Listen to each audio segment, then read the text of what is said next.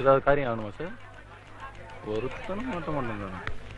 ஆனா வாங்கி 6 மாசம் ஆச்சு. எங்கடா வட்டியா? வந்துடுறேன், சட்டை விடுறாங்க. வரல. என்னங்க இந்த புடவை எப்படி இருக்கு? நீ கட்டினா சூப்பரா இருக்கு. வாங்கி தரீங்களா? என்னம்மா இன்னும் ஒண்ணும் தகையிலையா? ஏற்கனவே இருந்த அறக்குருடைய ரெட்டடு. இனி வரப்போற கலெக்டர் எங்க பிடிப்பான் எதை பிடிப்பான் தெரியாது. அதுக்குள்ள சட்டுப்புட்டுன்னு ஒரு முடிவுக்கு வர பாருங்க. ஆமா, உன் புருஷன் முடியாம கிடந்தானே, இப்ப எப்படி இருக்கா? இப்பவோ அப்பவோன்னு இருக்காரு. அப்ப இந்த ரூட் கரெக்ட் தான், ஆரம்பிங்க. என்ன கருப்பனோட ரொல்லு என்னடா? நாளைக்கு வரப்போற புது கலெக்டர் ரொம்ப கெடுபடியா. டைரக்டா ஐஏஎஸ் சொல்லி இருக்கிற நம்ம தாசில்தார் எல்லாம் பாத்ரூம் கூட அலைஞ்சிருக்காங்கண்ணே. என்னடா கெடுபடி? எல்லாமே கொடுபடிதான். எப்படியா பட்டவனும் 3 டீல விழுந்துருவான்டா. அது என்ன 3 டீ? புரியல? ஒன்னு பெட்டி, ஒன்னு புட்டி, ஒன்னு குட்டி. இதுக்கு மயங்காதவனே நாட்டுல கிடையாது. அப்படி ஒருத்தர் இருக்கிறதா இருந்தா இனிமேல் தான் பிறந்து வரணும். அதுக்கு தான் வீட்டுல என் பொண்டாட்டிட்ட நான் ட்ரை பண்ணிட்டு இருக்கேன். கிளவி, ஆமா நீ எங்க வந்த? ஐயா சாமி, நடக்க கூட முடியல, காலெல்லாம் வலிக்குது. உனக்கு கால் வலிச்சா என்ன பண்ண சொல்ற? இது ஆபீஸ் நினைச்சியா? ஆனா அது ஆசிரமம் நினைச்சியா? Collector office. உங்களுக்கு வேலை செய்வாங்க இங்க வச்சு கையா ஒரு கையெழுத்து. கையெழுத்து கிடையாது, கால் எழுத்து கிடையாது. அதவே தலைவர் சரியில்லாம அலைஞ்சுக்கிட்டு இருக்கா. உனக்கு வேலை செஞ்சு இறக்கிற லாபம். இந்த அம்மா என்ன தப்பு பண்ணாங்க? ஏன் தள்ளி விடுறீங்க? ஆமா, நீங்க யாரு? அரசியல்வாதியா? எம்எல்ஏ, எம்பி, சட்ட மாவட்ட வட்டம்? அப்புறம் என்னத்துக்கு என்ன வரணும் கேட்க மாட்டாங்க. என்னமா நடந்தது? தம்பி, எங்க வீட்டுக்காரர் சுதந்திர போராட்ட தியாகி தம்பி. என்ன அனாதையா விட்டுட்டு அவரு செத்து போய் 13 வருஷம் ஆச்சு. தியாகி பென்ஷனுக்காக ஒரு கையெழுத்து கேட்டு நானும் நாயா அலைகிறேன். ஆனா யாரும் எனக்கு உதவி செய்ய மாட்டேங்கிறாங்க. கிளம்பி, உன் புருஷ சுதந்திர போராட்ட தியாகிங்கிறதுக்கு என்ன ஆதாரம் இருக்கு? ஆதாரம் இல்லாம கலெக்டர் கையெழுத்து போட்டாருன்னா அவர் வீட்டுக்கு போயிருவாரு, நானும் வீட்டுக்கு போயிருவேன். உனக்கு முன்னால என்கிட்ட ஆதாரம் இருக்கு சாமி, பாருங்க.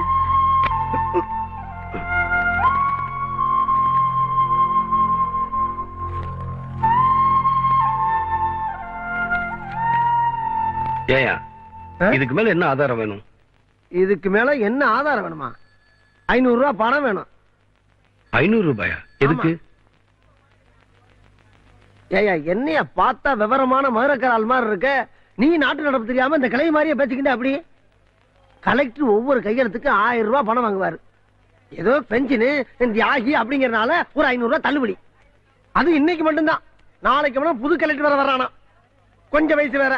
ஆட்டம் பாட்டம் கொண்டாட்டம், ஒரே ஜாலியான பார்ட்டியா. அது 12,000மோ 20,000மோ 25,000மோ யாருக்கு தெரியும்? இந்த மாதிரி இதுக்கு குறைஞ்சு பாபுசிய சத்தியமூர்த்திய கட்டப்பொம்மனே வந்தா நடக்காப்பா. எப்படி வசதி?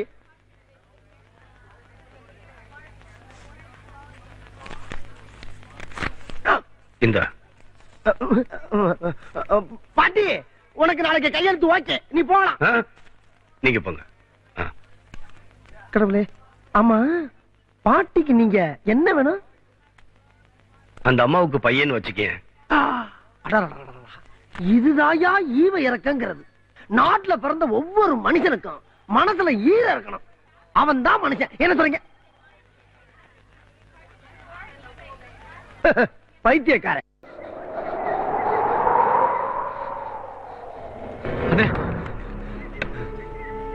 அண்ணே, வெடிமுத்து மேல வெடிகுண்டு வீசின நம்ம சண்முகத்தை போலீஸ்ல புடிச்சிட்டாங்கண்ணே. அந்த வெடிமுத்து என்னடா அண்ணா? அவன் இந்த தடவையும் தப்பிச்சிட்டானே. நம்மால அவ்வளவு சுலபமா சிக்க மாட்டானே. எப்படா சிக்கனா?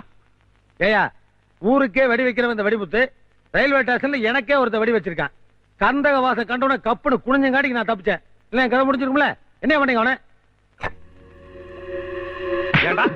வெடிமுத்துக்கே வெடி வச்சிருக்கா?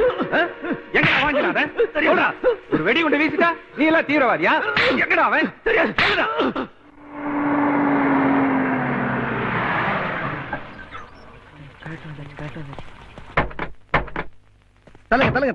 தலங்க சார், ரயில் மட்டும் தான் வந்துச்சு, கலெக்டர் வரல. நல்லா தேடி பாத்தீங்களா? இன்ஜின்ல இருந்து கடைசி பெட்டி வரைக்கும் தேடியாச்சு, வரல. இப்படி இருக்குமோ? பனிஷ்மெண்ட் ஏரியா நினைச்சுக்கிட்டு பயந்து ஓடிட்டார் போல் இருக்கு. சார், கலெக்டர் வந்துட்டாரு, அவர் ரூம்ல இருக்காரு. வணக்கம் sir, I am Ravikumar, tahsildar. Sorry sir, DRDA. இவரு வணக்கம் சார், நான் DRO Ravishankar. I am Nandakumar, PRO.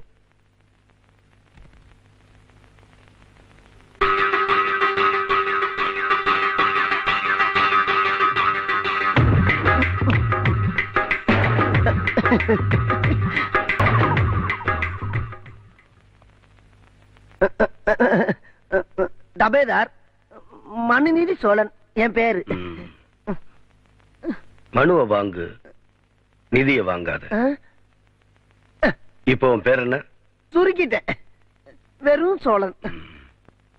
ஆமா, ஏதோ உங்ககிட்ட 3 டீ இருக்கு. நீ ஒண்ணு பெட்டி, ஒண்ணு புட்டி, இன்னொரு டீ. ஐயா ஆசீர்வாதம் பண்ணுங்கய்யா. நீங்க கொஞ்சம் வெளியே இருங்க. Okay sir.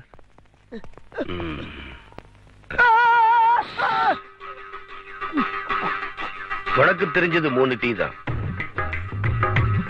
எனக்கு தெரிஞ்ச இன்னொரு டீ தெரியுமா?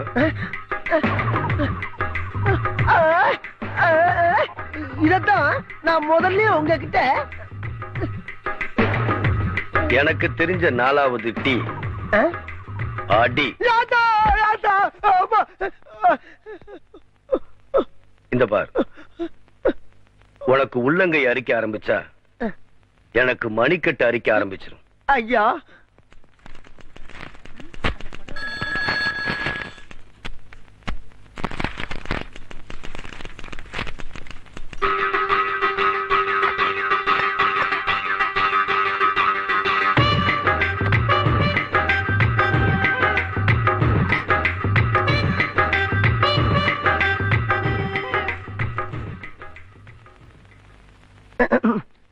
நேத்து 500 ரூபா ஒரே நோட்டா தானே கொடுத்தேன். ஒரே நோட்டா தான் கொடுத்தீங்க. நேத்து ராத்திரி 45 ரூபா மெக்டோலுக்கு,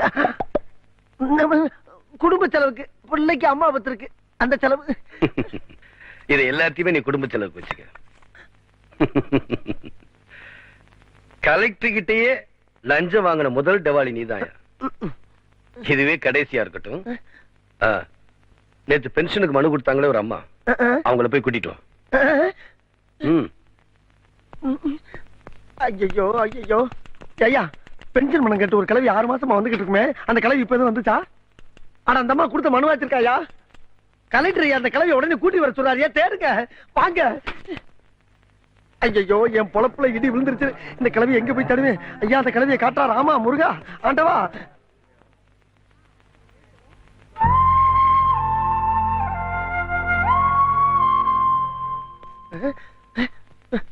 காணா அம்மா, அங்க இருக்கீங்களா? ஐயா, கிளவி எங்க தெரியும் காணாமியா? என்ன பண்றதுன்னு ஒண்ணுமே புரியல. காணுமா? நான் இப்பதான் பார்த்தேன் வெளியே மரத்தடியில. இப்ப பாத்தீங்களா? இங்கயா? ஐயோ, என் தலையே சுக்கூரா வெடிச்சிரும் போல இருக்கு. என்ன செய்வேன்? ஐயா ஐயா ஐயா,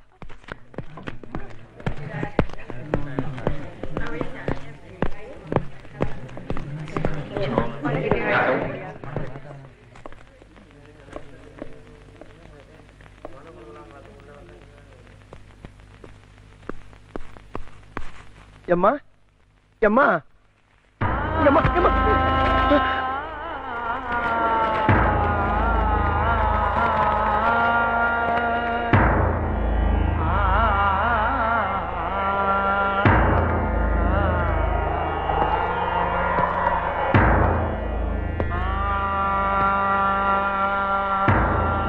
இந்த அம்மாவுக்கு யாராவது இருக்காங்களா? யாருமே இல்லாத அனாதைங்கய்யா. தெரியுமில்ல, இந்த அம்மாவுக்கு ஒரு பென்ஷன் சர்டிபிகேட் கொடுத்திருந்தா இந்த அம்மாவோட உயிராவது மிஞ்சிருக்கும். நாம பாக்குற வேலைக்கு ஒரு அர்த்தம் இருந்திருக்கும். ஜென்மத்துக்கு இந்த பாவம் என்னை விடவே விடாதியா. 7 ஜென்மம் எடுத்தாலும் இனி லஞ்சம் வாங்க மாட்டேன்.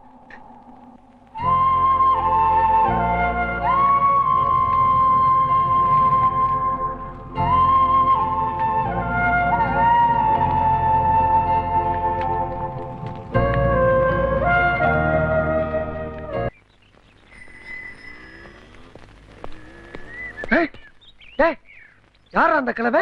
கார என்னமோ பண்ணிக்கிட்டு இருக்கா? கலெக்டர் எனக்கு உதவியா கார் துடைக்க ஆள் போட்டிருப்பாரோ? ஆள் போட்டுக்காரா?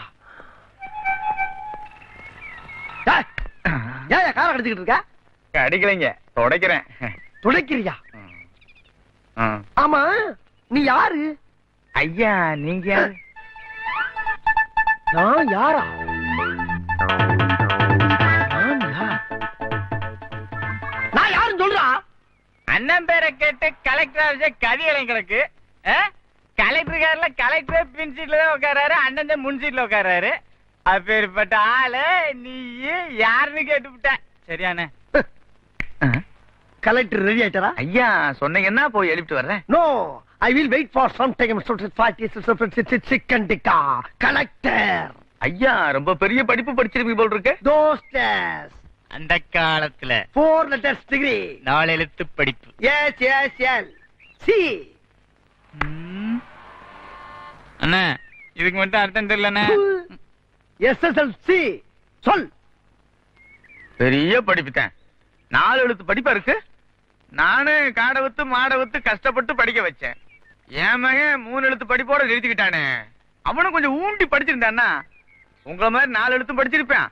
உங்களை விட பெரிய உத்தியோகத்துக்கு வந்திருப்பேன். அது என்னடானா 3 எழுத்து படிப்புக்கு மேல படிக்க மாட்டேன் விட்டானே.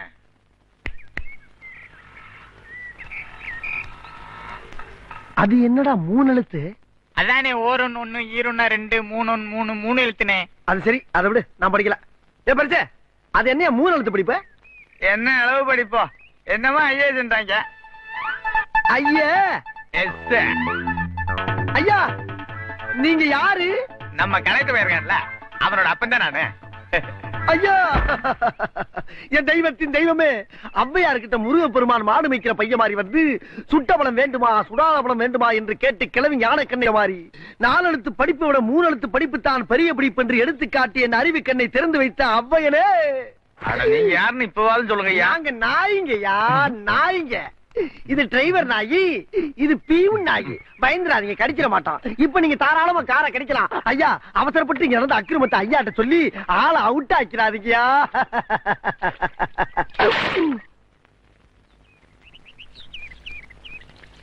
இந்தாங்க coffee.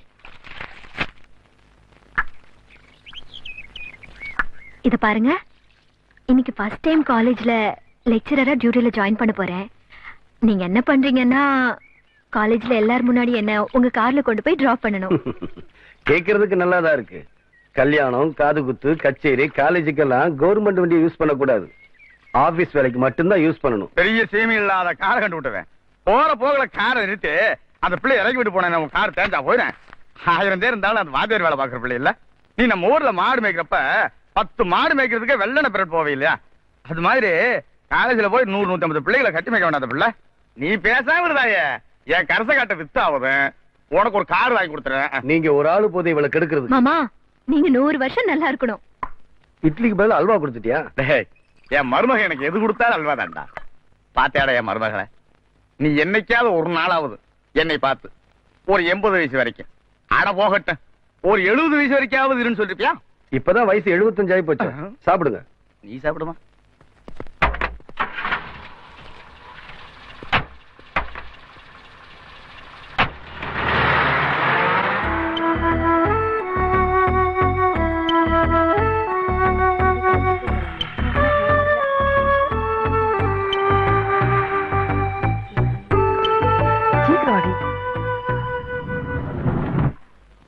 Today we are going to study about the various types of governments. There are 2 types of governments. One is presidential form of government and another one is parliamentary form of government. In India, we are having parliamentary form of government. It consists of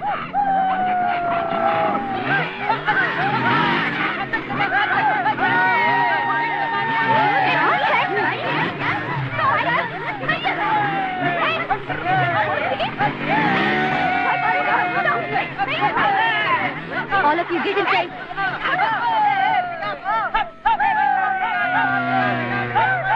The nature of the British Constitution is the term constitution. Is often used to designate.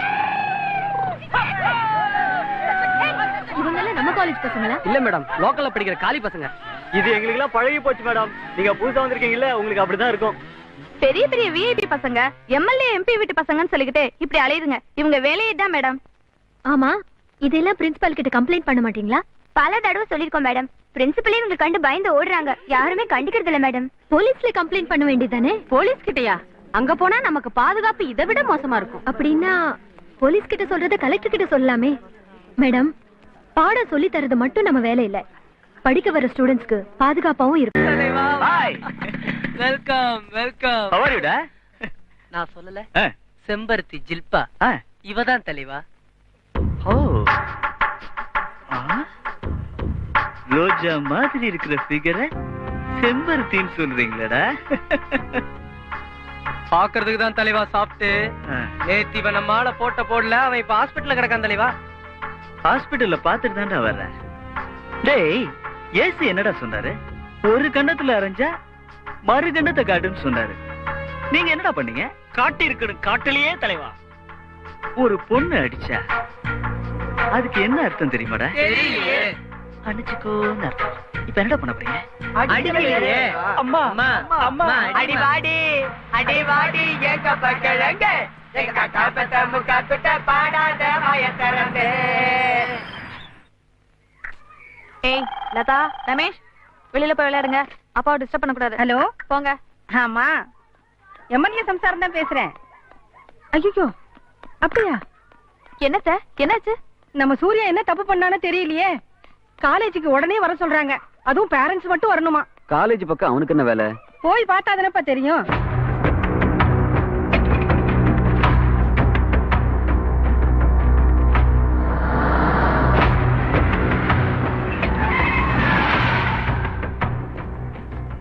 நான் தான் சூர்யாவோட அம்மா, MLA சம்சாரம். என்ன விஷயம்? வாங்கம்மா, வந்து பார்த்தா உங்களுக்கே தெரியும். வாங்க.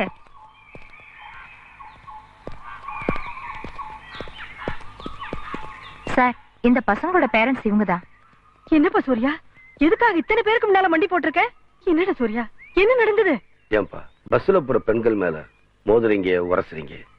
இப்ப உங்க அம்மாவும் அக்காவும் வந்திருக்காங்க. இவங்க மேல யாராவது உரசுனா உங்களுக்கு கோபம் வராதா?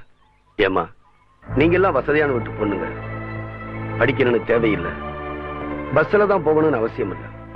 ஆனா இங்க இருக்கிற எத்தனை ஏழை விட்டு பெண்கள் படிச்சே ஆகணும், பஸ்ல தான் போகணும். உங்க பிள்ளைங்க செய்யற தொந்தரவால இவங்க படிப்பும் போக்குவரத்து பாதிக்குது. வசதியான விட்டு பிள்ளைங்கிறதால நீங்க அடிச்சு வளர்க்கல, இப்ப தருதலையா போயிட்டாங்க. இப்பவும் ஒண்ணு கெட்டு போகல, இப்போவாது அடிங்க, இனியாவது திருந்தட்டும். தருதல்ல பேர் வாங்கி தறி கட்டு போய்க்கிறா பாவி. என் வயித்துல பிறந்தவனா நீ? என்ன பார்த்தா உங்களுக்கு எப்படி தெரியுது? கொஞ்சம் அசந்து இருந்தா நாயே பொம்பளை பிள்ளை பஸ்ல காலையில ஏறினா சாயங்காலம் வரைக்கும் இறங்குறதே இல்ல. ஆம்பளை போய் பஸ்ல ஏறினா மட்டும் அடுத்த சாப்பிட இறங்குறது. நாயே சாகுங்களா, செத்து தொலைஞ்ச ஊரைங்களா, கொள்ளுங்களா நினைச்சது.